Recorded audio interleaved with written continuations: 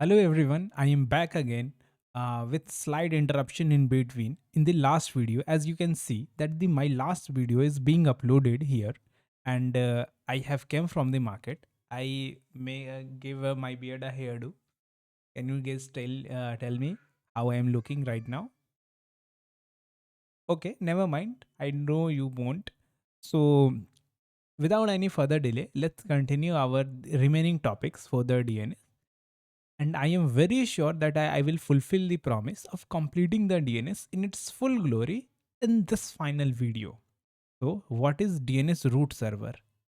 Actually, we have already looked the root server, okay, in the last one, which you guys can see here in the DNS 5 video. And now from moving on, we will continue covering the dynamic DNS, which stands for DDNS. Let's move to our reading mode. And yes, so many web properties such as API or website run on the internet connection that have their IP address change frequently. This creates problem if the operator of those properties wants to give a hosted resource a specific domain name, which must then store IP address in the DNS. The dynamic DNS is a service that keep the DNS updated with the web properties correct IP address, even if that the IP address is constantly being updated. For example, if a web administrator is operating a small business website, for example www.example.com, an IP address of 192.0.2.0, anytime another user enters www.example.com into their browser, the DNS will direct them to this website. If admin's ISP dynamically changes to 192.0.2.1, a dynamic DNS service can automatically update the admin DNS record so that the other users trying to visit www.example.com will now go to the correct IP address. Okay, so why do some IP address change? In the early days of internet, the IP addresses rarely changed, which made management of domains a lot simpler. But due to the rapid growth of the web and home computers with internet access, created a shortage of available IP address. This led to the creation of Dynamic Host Configuration Protocol, which is DHCP, which lets an ISP, Internet Service Provider, assign IP, Internet Protocols, addresses to their users dynamically. IP typically maintain a shared pool of IP addresses and then assign or lease them to users as needed for the duration of their connection or until a maximum amount of time has been reached. Although the introduction of IPv6 alleviated the IP address shortage, ISPs still often use the DHCP because it is more cost efficient than providing static IP. Large enterprises such as major web services require their ISP to give them unchanging or static IP address so they can operate using standard DNS practice. In contrast, smaller services tend to see their IP addresses changed by their ISP quite frequently. So they require a dynamic DNS solution to keep their DNS record up to date. These smaller services can include small business website, personal website, DVR, security cameras, etc. How does the dynamic DNS work? There are a number of companies who offer dynamic DNS service with varying feature of technologies. One very common method of enabling dynamic DNS is providing users with the software which runs on their computer or router. This software communicate with the dynamic DNS service. Anytime the IP address provided by the ISP is updated, the dynamic DNS provider in turn updates the DNS with those changes, providing almost instant update. And you can set the dynamic DNS in Cloudflare as well, which can be referred in this article. We will see that somehow this article will also come to our under our screen. So never mind. We were at dynamic DNS. Now time for reverse DNS, which stands for a reverse DNS is a DNS query for the domain name associated with a given IP address. This accomplishes the opposite of the most commonly used forward DNS lookup, in which the DNS system is queried to return an IP address. Standards from the IETF Internet Engineering Task Force suggest that every domain should be capable of reverse DNS lookup. Okay, but as the reverse DNS lookup are not critical to normal function of internet, they are not a hard requirement. such as the reverse DNS lookup, are not universally adopted. The reverse DNS lookup query the DNS server for a PTR record. Remember the PTR record that we already studied? PTR record, where it was? PTR, which stands for pointer. One second. I'm very sure. Yes, there it is. PTR, it stands for pointer, used for reverse DNS lookup mapping of an IP address to a domain name. Okay. The PTR record store IP address with their segment reserve. They append .in dash addr adder .arpa to that. For example, if a domain has IP address 192.0.2.1, the PTR will store the domain information under. First, it reverses the IP address. So it reverses the digits of the each octet. For example, the 1 comes first, then 2, then 0, then 192.in-addr.arpa. So this is the PTR record. But in for IPv6 addresses, the PTR records are stored in not using .inaddr but .ip6.arpa. Okay, so the in ADDR switch to IP6. Okay. And reverse lookups are used for email servers. Email server checks if the email messages came from a valid server before bringing it onto their network. Many email server will reject messages from the server that does not support reverse lookup or from a server that is highly unlikely to be legitimate. And right from that, we come to this search that I searched in the previous video, but I forgot to mention it there.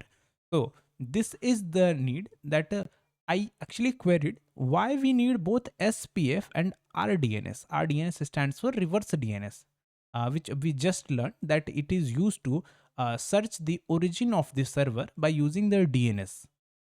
Specifically the SPF, no, specifically the PTR DNS record. Okay. So specifically when we talk about the email server, it requires both SPF, sender policy framework, here this one, sender policy framework for security, and reverse DNS to verify the legitimacy of the sending server. SPF confirms that the server is authorized to send email from a specific domain, while reverse DNS check that the IP address of the sending server matches the domain name, adding an extra layer of authentication. And it's such a good point to note. Uh, this point is so important. So let me read it again for you. Email servers require both SPF and RDNS. The SPF is a what we call the DNS SEC requirement, in which the three extra records are introduced: the SPF, DKIM, and DMARC, in order to ensure the email legitimacy, and also plus reverse domain name system to verify the legitimacy of the sending server. The SPF helps to confirm that the server is authorized to send email for a specific domain. Okay. And how SPF does that? The SPF record specifies which mail servers are authorized to send email on behalf of a domain. It helps in preventing email spoofing, while the reverse DNS checks that the IP address of the sending server matches the domain name, adding an extra layer of authentication. And I am very sure that now this thing makes sense. There's also a Reddit thread in which many actual system administrators break down this point. I must say you must have to search this and visit it yourself. And let's see what the post has to say. I have been breaking my back since trying to get postfix server to successfully deliver email to Google accounts without getting flat out rejected or marked as spam.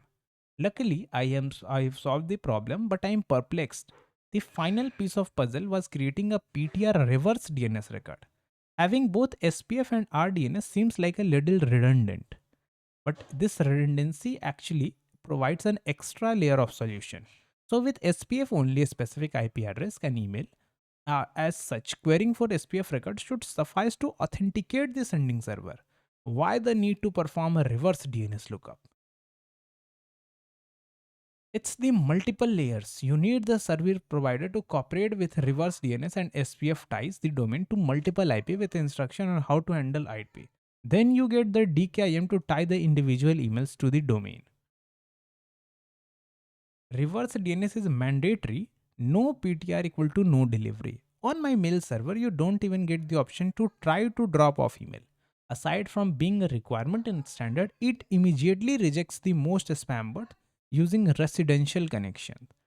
So a server which has a different IP address but belongs to a different domain, and because of the reverse DNS, it is flagged and it is rejected.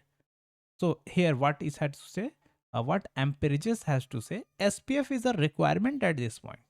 RDNS is used to be a big thing, but is sort of outdated in the sense that there are so many shared email platforms that it's virtually useless at this point. But I have seen some other posts in here, a post in here, how RDNS is a requirement to even drop off at their server. So I'm unsure how handle receiving mail any for O365. I think Office 365, which does not support RDNS record. And here, which is a top 10% commenter. So I register lol.imspammer.com. I make a valid SPF record, including a series of consumer IP addresses, and proceeded to spam the internet from the botnet of compromised desktop. Am I not a spammer because there's a valid SPF? SPF is a very useful product, but people have been viewing it as some magical spam filtering service, and that's not the reality. It's not a spam filtering service. However, it helps to prevent the email spoofing.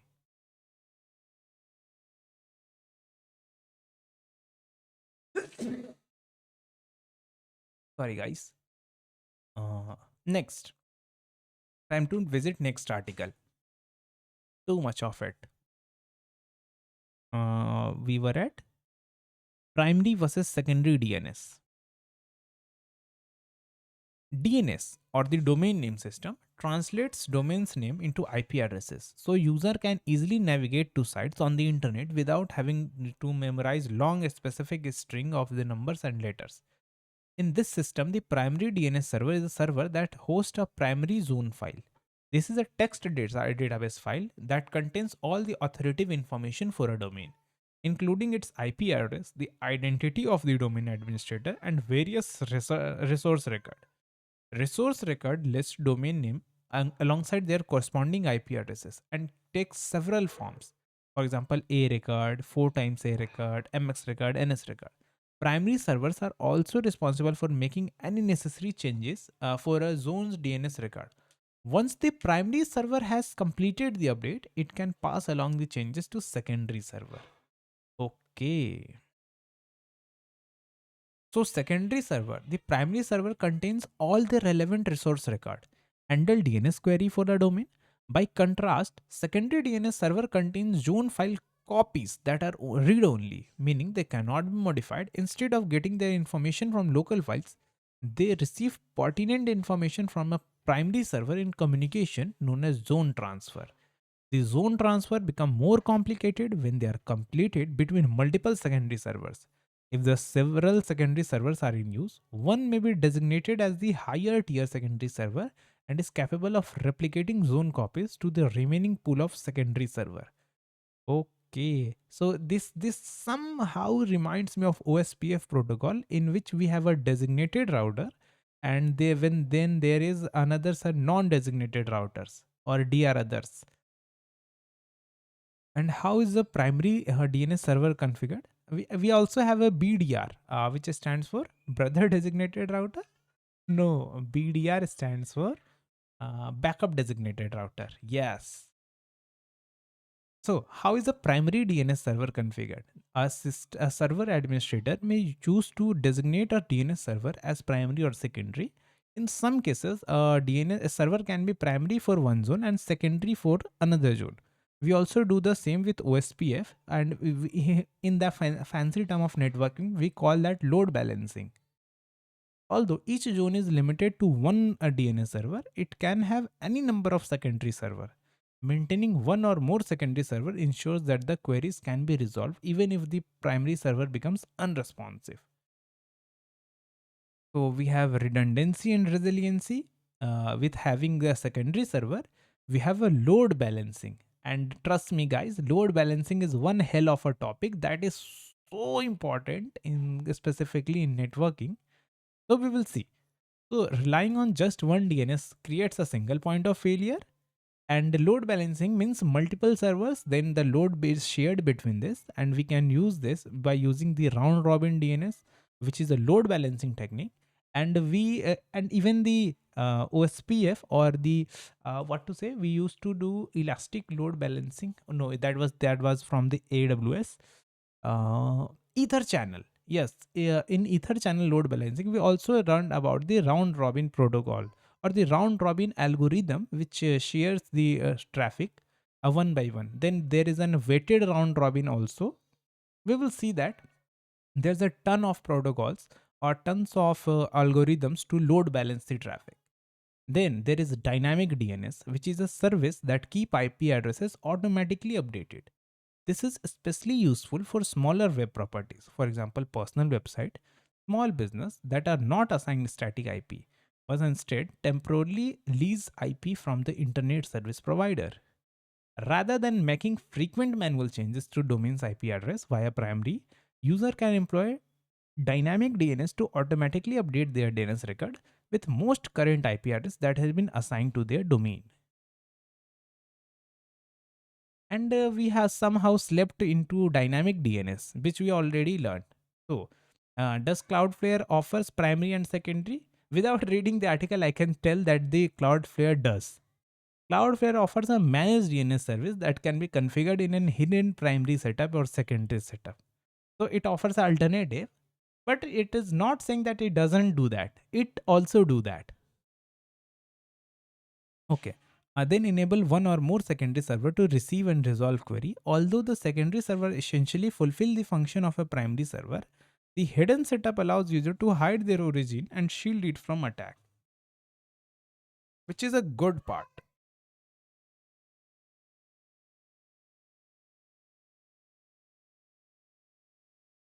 Time to move to round robin DNS, which is an algorithm. Round robin is a load balancing technique where the balancing is done by the type of DNS server called authoritative name server. And where does the authoritative name server lies? At the last. Okay. Rather than using a dedicated piece of load balancing hardware, round robin DNS can be used as a website or a service that has their content hosted on redundant web server.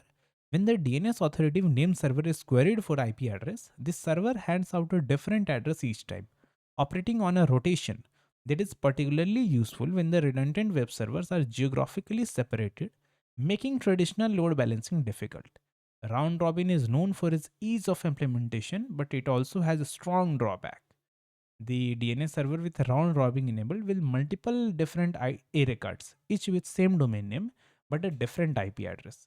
Each time the DNS server is queried, it sends the IP address to which it recently responded with to the back of queue. Operating on a loop, the IP address in a round robin DNS server are like baseball players in a batting lineup. Each one gets a turn and then it is moved to the back of line. And let's see the drawback of round robin. And round robin does not always provide evenly distributed load balancing. Because of both DNS caching and client side caching, if a user makes DNS query to particularly high traffic, recursive resolver for a particular website, then the resolver will cache the website's IP, potentially sending a heavy amount of traffic to that one IP. Okay. Another drawback is that round robin cannot be depended upon for the site's reliability. If one of the server goes down, the DNS server will still keep that server IP in the round robin rotation. So even if there are six server and one is taken offline, one in six user will be denied service. In addition, round robin does not account for the server load, transaction time, geographical distance, and other factors that traditional load balancing can be configured for. Some advanced round robin services have methods to overcome a few of drawbacks, such as ability to detect unresponsive server and take them out of round robin rotation, but there is no way around for the caching issue. Many DNS provider like Cloudflare also supports the round robin DNS. So there must be some other protocol. Are we going to see that? Anycast DNS. In Anycast, when one IP address apply to many server, Anycast DNS means that any one of the number of DNS server can respond to DNS query, and typically the one that is geographically closest will provide the response. This reduce latency, improve uptime for the DNS resolving service, and provides a protection against the DNS flood attacks. Okay, and what is Anycast? Typically, any server or IP that connects to internet will have a unique IP. The communication between network connected devices is one-to-one. Each communication goes from one specific device to the target device to the another end of the communication. Anycast network, in contrast, allows multiple servers to use the same IP address or a set of IP address. Communication is of Anycast using one-to-many. And here, even if it is grayed out, let me actually, why bother, let me take it to light mode. And yes, you can see that Anycast has one client connected to many server, but in unicast connection, one client is added to a single server. Ordinarily, an IP address functions like a street address. It specifies the one specific location where the message is going. But suppose a friend has multiple residences around the country. Imagine a letter addressed to one of her house to go to any of the other house based on which one closest to sender. Even though the letter was addressed to a house in the another city, this is sort of how Anycast routing work. One IP address can be associated with multiple location. Okay. I don't know how it got so enlarged. Let me reduce it, text size. Yes, this is good. How does Anycast DNS work? Okay, so the DNS stands for Domain Name System, and it's the system that translates the domain name into alphanumeric IP address. Okay, we already know that. Anycast make the DNS resolving much faster. With Anycast DNS, a DNS query will go to network of DNS resolver rather than to one specific resolver. Network of DNS resolver, one specific resolver. Okay. So will be routed to whichever resolver is the closest and available. And it will follow the optimized path in order to answer the queries as quickly as possible. If the DNS resolving service does not use Anycast, it is likely uses unicast routing. In unicast, every DNS server has one IP address and every DNS query goes to that specific server. If the resolver is down or unavailable, the client will have query additional DNS resolver, adding time to the resolution process. And it also helps to save from the DDoS attack because it will minimize the penetration power of the bot. For example, it sends a very strong traffic to a single server and this server got failed. But when using Anycast, the same traffic source will be distributed. It should be like one a single stream and then distributed to multiple and hence reducing the impact. And that's all. And what we have to see next? Recursive DNS.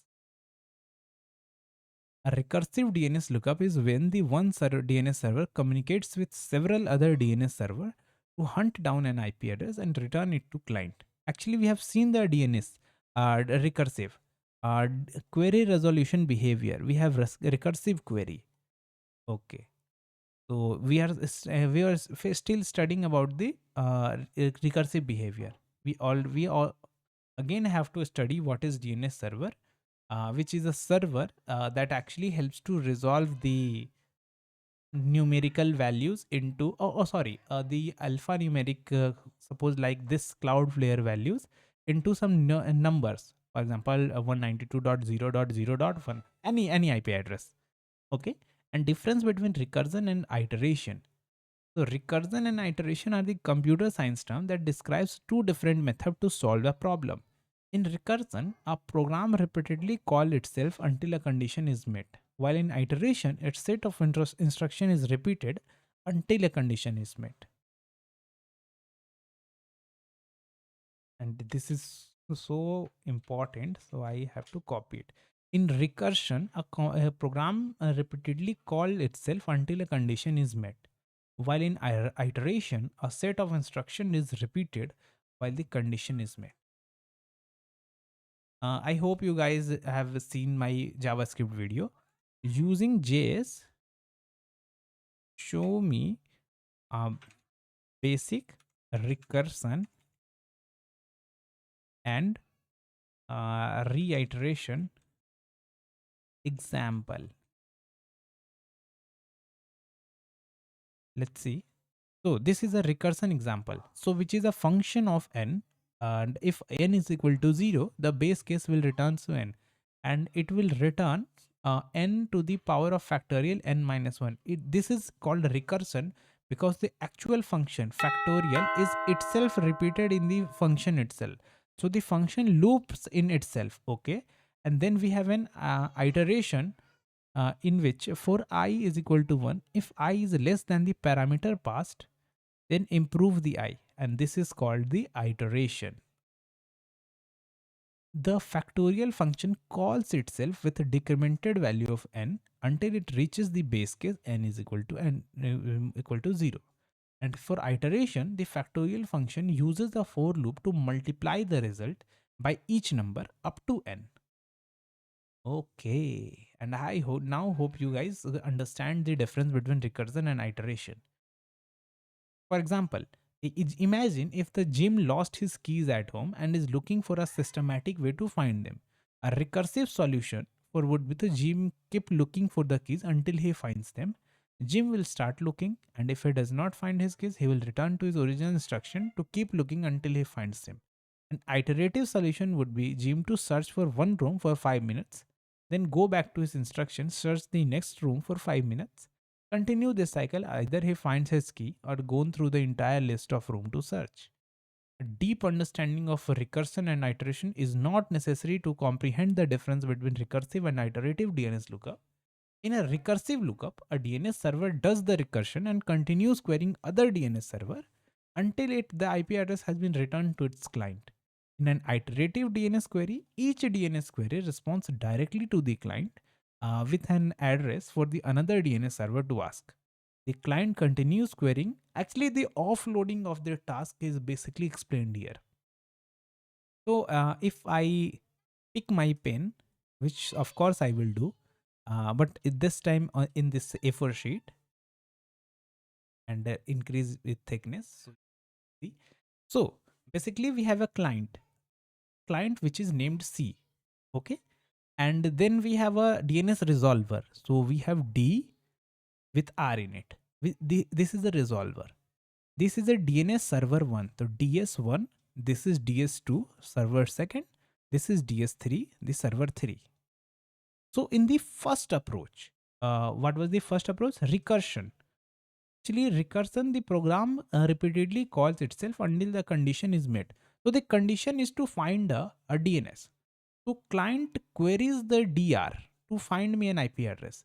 Then now it has become the DR responsibility to find everything. So first it will query this. No answer find. Then the DR will query this. Again it got the no answer. In final step, then DS will be queried and it got the answer. And then it for the answer would be returned and the answer will get back to the client, which CLIENT. Good. And in this second scenario, suppose if I delete all this,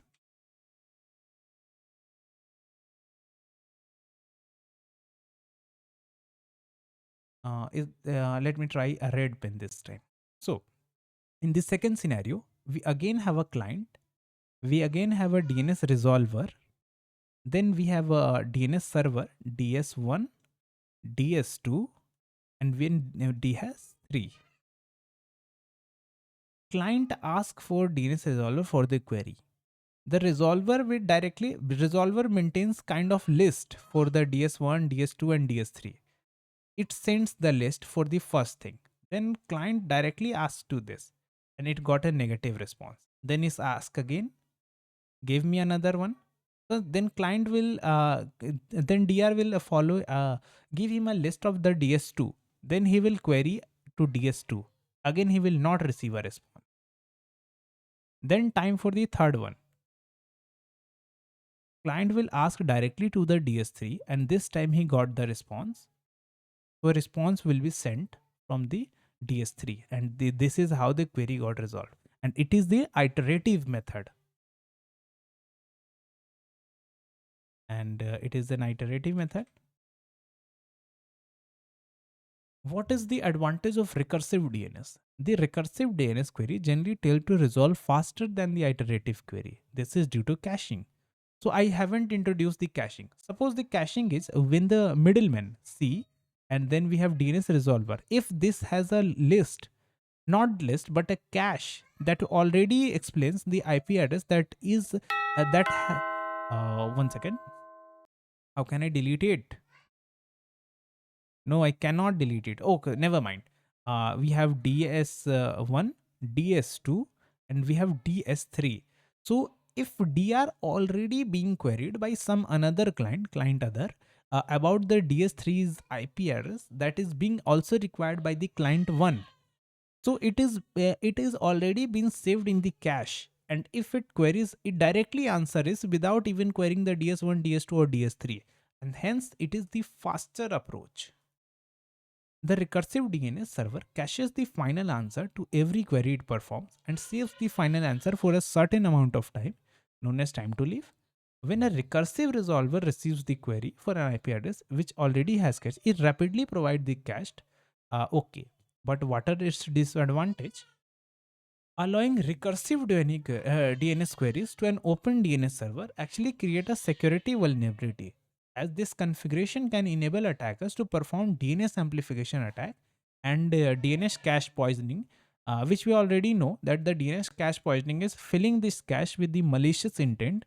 So even if the actual address is correct, then its cache contains the malformed address, and malformed address will be given priority, because this resolver will not ask the DS3 for its correct address if it thinks that there's a already correct address already mentioned here in its cache.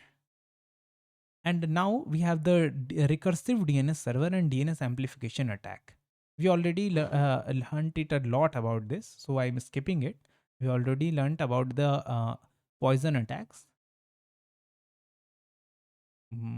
So time to move to next article. For those who actually want to learn the poisoning attacks, etc., I must request you to see the complete DNS series starting from the video 1. Okay. And finally, we have the DNS server types. And isn't the same thing that we already learned? Different types of DNS server. What is DNS? DNS record. Different types of DNS server. I'm very sure that we have already been on this article.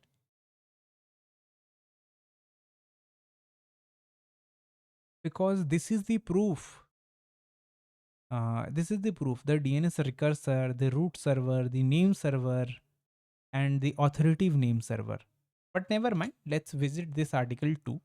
All DNS servers fall into 4 categories: recursive, root, name server, TLD, and authoritative. When there is no caching in play. These 4 are work in harmony. We have already been through this image. What is a root name server? It is the last server where this is the first step in translating the human readable hostname into IP address. Okay. And that's all. I'm not going to see everything in detail. Let's see the article, the NIT, the evolving DNS threat landscape. Okay. This is a great wallpaper. Next, DNS was not designed for security. And do we have reading mode in this? I don't know why, but the reading mode is not opening. Let me refresh the page.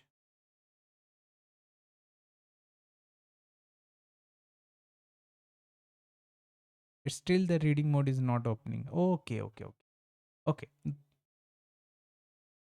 The DNS was not designed in 1980s when the internet access was restricted to government agencies, scientists and military.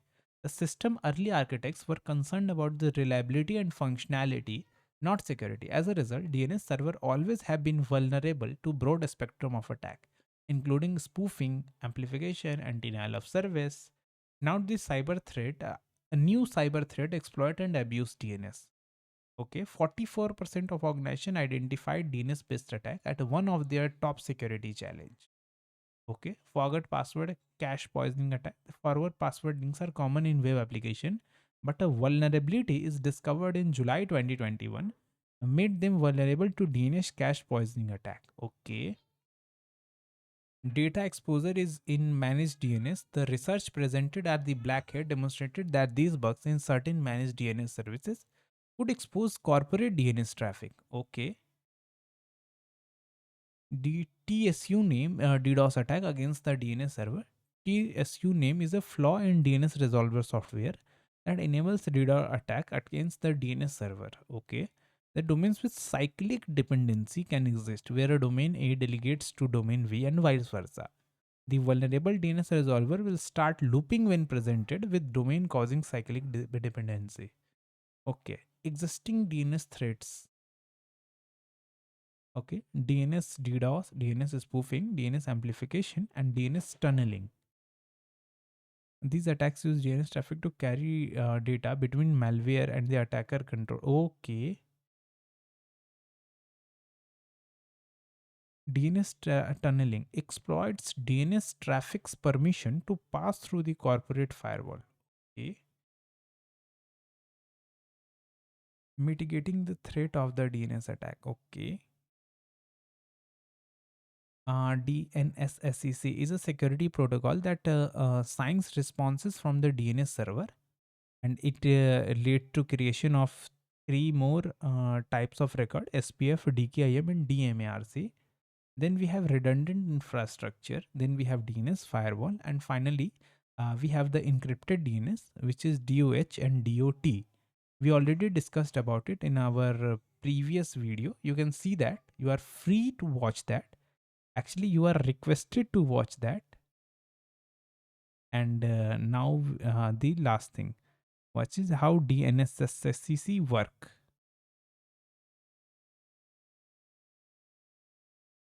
And this is the gentle introduction. Let's get introduced to DNSSCC. Email server use DNS to route their message, which means they are vulnerable to security issues in DNS infrastructure. In September of 2014, he found that researchers at CMU found that the emails supposed to be sent through Yahoo, Hotmail, Gmail server routing instead of through the rogue mail server. Attackers were exploiting a decade-old vulnerability in DNS. It does not check for credential before accepting an answer. This solution is called the DNSSEC. Adds a layer of trust on the top of DNS by providing authentication. When the DNS resolver is looking for the blog.cloudflare.com, the .com name server helps resolve verify the records are returned for the Cloudflare, and the Cloudflare helps to verify the record returned for the blog, and the root DNS name server helps verify that the .com and the information published by root is vetted through a security procedure, including the root signing ceremony. And this is the gentle introduction to the DNSSEC. The DNSSEC creates a secure domain name by adding cryptographic signature to existing DNS record. These digital secure signatures are stored in DNS server alongside with common record types A, 4A, MX, CNAME, etc. By checking its associated signature, you can verify that a requested DNS comes from its authoritative name server and was not altered in route. Opposed to fake record injected in a man in the middle attack, to facilitate signature validation, DNSSEC adds a few new DNS record type. And we have RRSIG. Have we written it? RRSIG? Yes, we do have. which stands for resource record signature. Then we have DNS key, contains a public signing key. DNS key, where it is? DNS key, yes. Then we have DS, which contains a hash of the DNS key. Then we have NSEC and NSEC3. Have we written it? NSEC. Yes. The NSEC stands for Next Secure. Okay. And NSEC3, we haven't written it. Okay, never mind. And then we have CDNS key and CDS. I'm sure that I have written that. CDNS key and CDS. CDS. No, I haven't written the CDS. Never mind. The interaction between RRSIG, a DNS key and DS record, as well as how they add a layer of trust on the top of DNS, is what we all be talking about in this article. RR sets.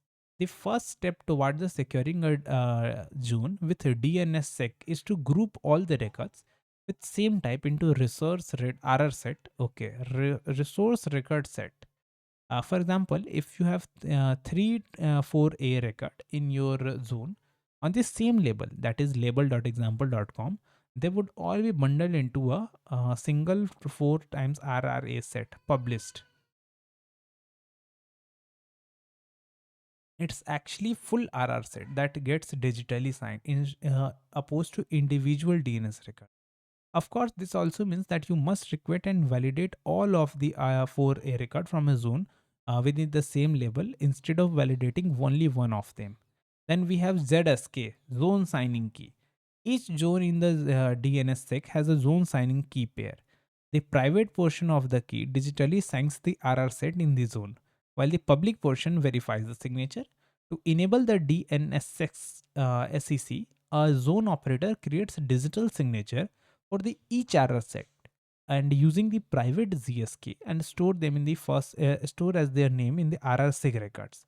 This is like saying these are my DNS record. They come from my server. They look like this. Okay. However, these RRSIG records are useless unless the DNS resolver has a way of verifying the signature. The zone operator also needs to make the public ZSK by adding it to their name server in the DNS key record. When a DNSSEC resolver requests a particular record type, example 4As, the name server also returns the corresponding RRSIG. The resolver can pull the DNS key record containing the public ZSK from the name server. Together, the RR set, RRC, and public ZSK can validate the response. If we trust the ZSK in the DNS record, we can trust all the record in the zone. But what if the zone signing key was compromised? We need a way to validate the public ZSK, and here comes the KSK, the key signing key. In addition to ZSK, the DNSSEC server also have a KSK. The KSK validates the DNS key record in exactly the same way as the ZSK secured the rest of RR set. It signs the public ZSK which is stored in DNS key, creating a RRSIG for the DNS key. Just like the public, this is the confusion as hell, but this had already been tackled by me in a image that I've already shown you in the previous slide. Let me open that. We have in downloads. We have dnskey.png. Yes, this is the image. So as now you can see, I actually in the one of the previous video, probably the video number 4 or 3 in the DNS series, I have discussed the whole DNS sec zone with this image, in which we have a zone which has a ZSK, which also signed by KSK, and the ZSK has two parts, public and private. Private ones is used to sign its internal records type, for example, the 4A record, single A record, etc. And the public is sent out for a DNSSEC resolver in order to resolve that. Okay. And this is how all its work. And then if we talk about the DNSSEC child zone, it also has a KSK. and the primary zone contains a KSK hash for the child zone, and both things are sent and as compared by the DNSSEC resolver, and if it compared, then the DNSSEC child zone got its validity. So it's all kind of easy, not too tough. So let's exit it and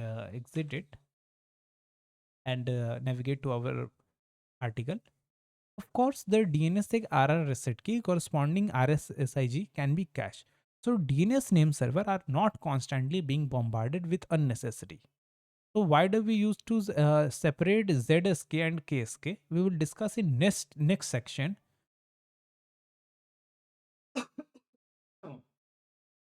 Sorry, it's difficult to swap out an old compromised KSK. Changing the ZSK, on the other hand, is much easier. This allows us to use a smaller ZSK without compromising the security of a server, minimizing the amount of data that the server need to be sent to each response.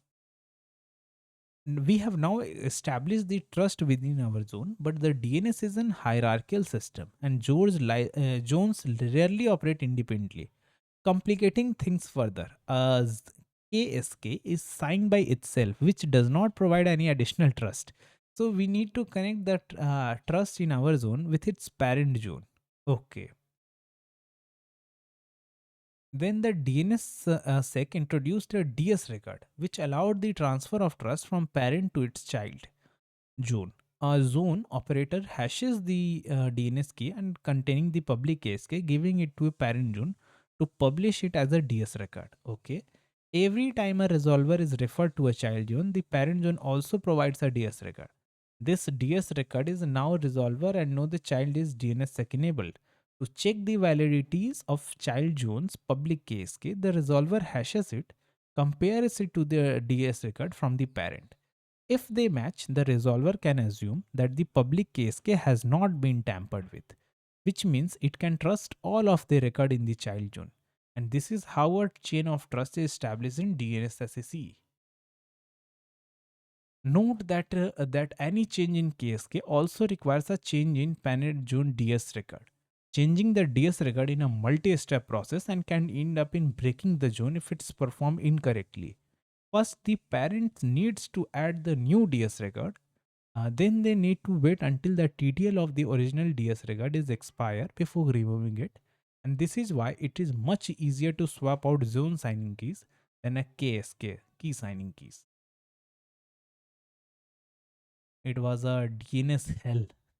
Explicit denial of existence. If you ask DNS for the IP address of a domain that does not exist, it returns an empty answer.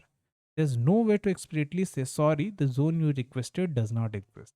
This is a problem if you want to authenticate the response. Since there's no message to sign, the DNSSEC fixes this by adding the NSEC and NSEC3 record type. They both allow for an authenticated denial of existence. And here, the next secure record is used to prove the non-existence of a DNS record resource supporting the DNS SEC. Okay. NSEC work by returning the next secure record. For example, consider a name server that defines the 4A record for API, blog, and www.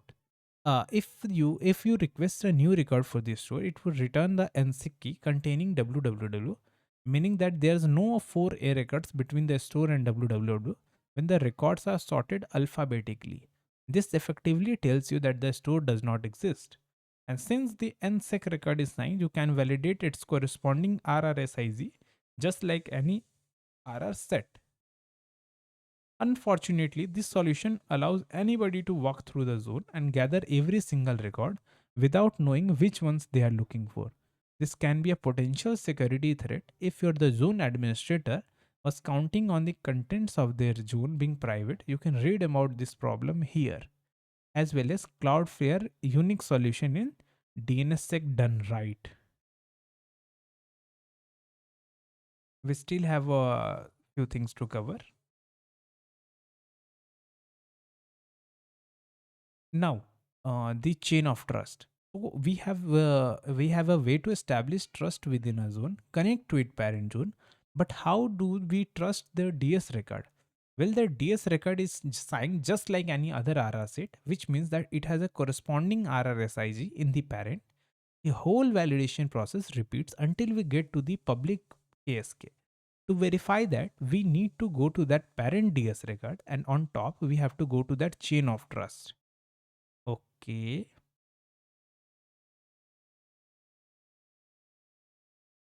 However, when we finally get to the root DNS zone, this is the root zone. Okay. This is where we get to see a very human side of the global internet.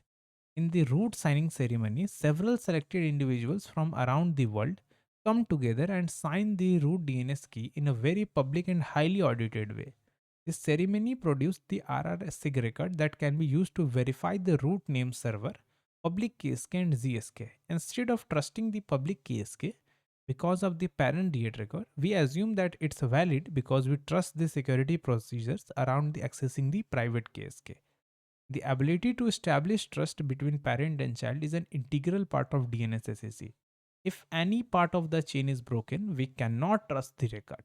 And we are requesting because a man in middle could alter the records and direct us to any IP address they want. And because trust in DNSSEC is the top down, the root zone verifies the .com zone and the .com zone verifies the Cloudflare and so forth. Enabling the DNSSEC requires a website owner to update the DS record with you, the registrar. This part is problematic. Copying and pasting of the DNS record open up possibility of human error and adds a layer of complexity for the less savvy users. We want to make DNSSEC as easy to deploy as possible. If Cloudflare could communicate directly with the registrar or registry, we could activate DNSSEC for every website on Cloudflare automatically and manage their keys without human intervention. As part of our DNSSEC rollout, we published the internet draft alongside CIRA, the CA registry, proposing a protocol for DNS operator like Cloudflare to do just that, communicate with the registrars and registries to automate the DNS SEC management. And here, the DNS is made more accessible by using the Cloudflare. Get in touch by emailing the DNS SEC integration. And summary, similar to HTTPS, the DNS SEC adds a layer of security by enabling authenticated answer on top of otherwise insecure protocol.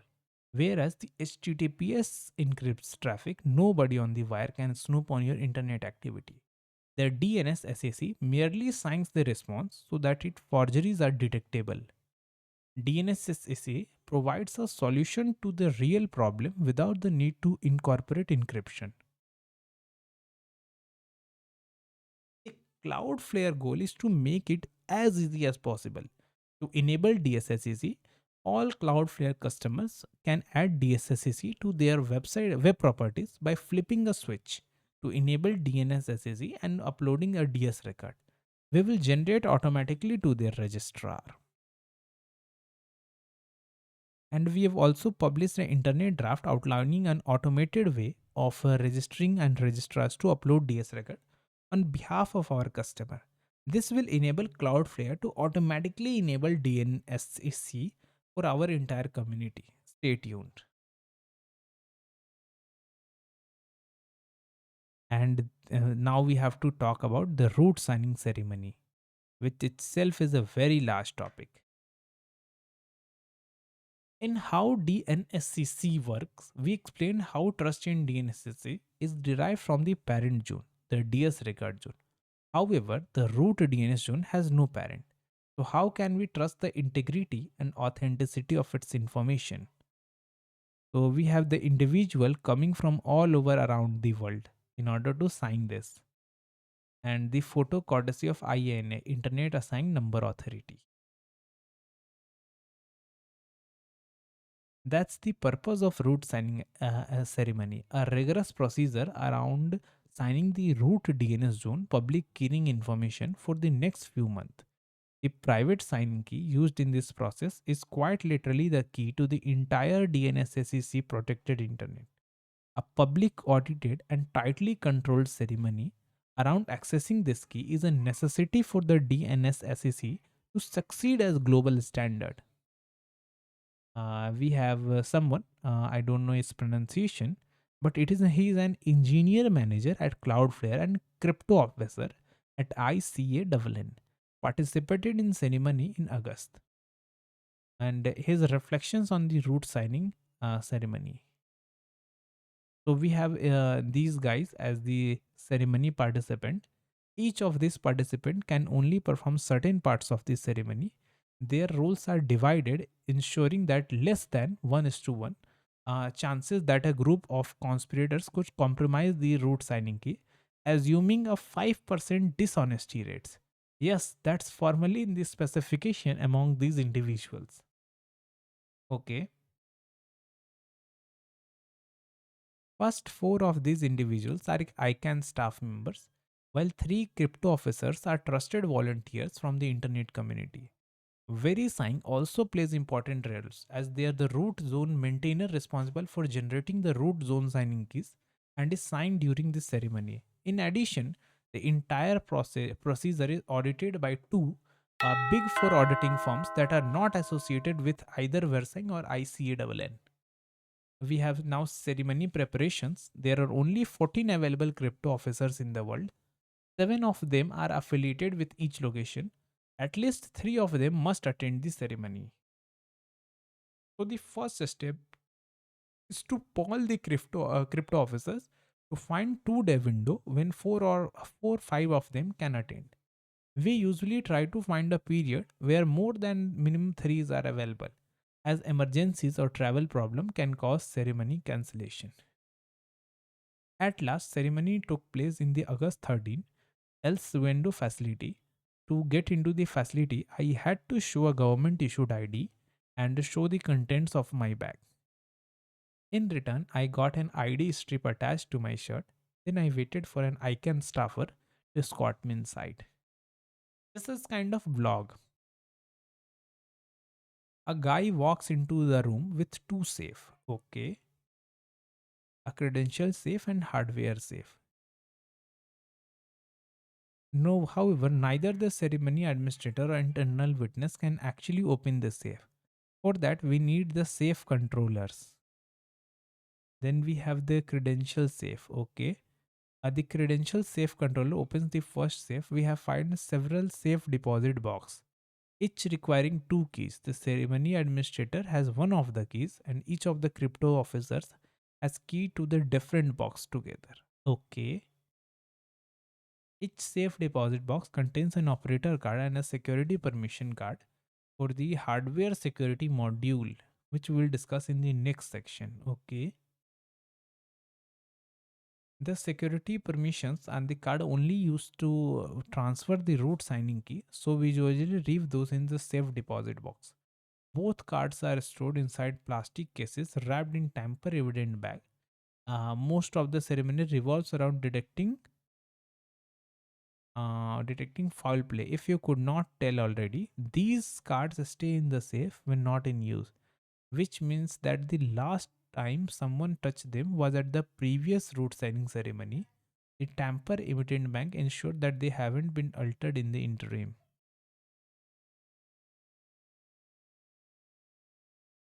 Okay, the plastic cases are also very important as someone discovered that it was possible to manipulate card by poking needle through the tamper evident bank, which will not necessarily be noticeable when inspecting the bag. This is a good example of how the security procedures around the ceremony are constantly evolving. The hardware security module. Okay, is a physical computing device designed specifically for working with sensitive cryptographic material. You can think of it as a digital lockbox for root signing key. It can only be accessed with the three operator cards that we collected from the credential safe. The HSM can be operated without an external interface, so the hardware safe contains a special laptop that can send command to the HSM. Laptop has no battery, hard disk, or even a clock backup battery, and thus cannot store states when it's unplugged. The goal is to eliminate any possibility of a root signing key leaving the HSM after the ceremony ends. Now, a USB containing the log from each of the prior ceremonies had and a DVD used to boot the laptop, both in their own tamper evident bags, are also removed from this shape. Equipment setup. Now we are ready to perform the actual root signing ceremony. Okay.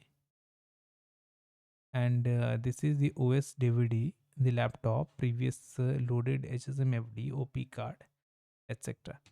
So this is a blog. Okay. Let me complete it by reading the summary. The root signing ceremony turns the root DNS name server into a trust anchor. Instead of trust being derived from the parent trust zone, trust is assumed.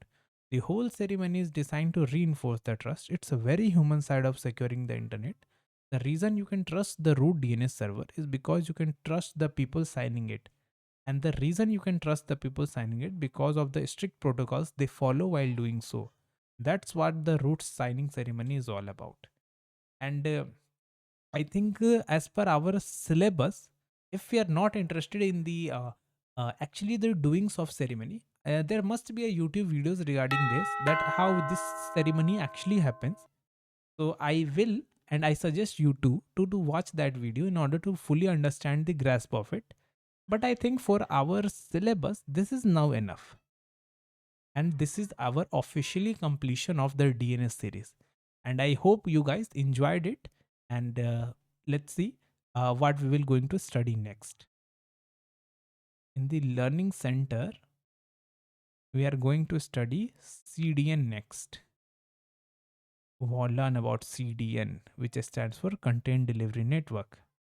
And CDN seems like a very small topic. Yes, indeed, it's a very small topic.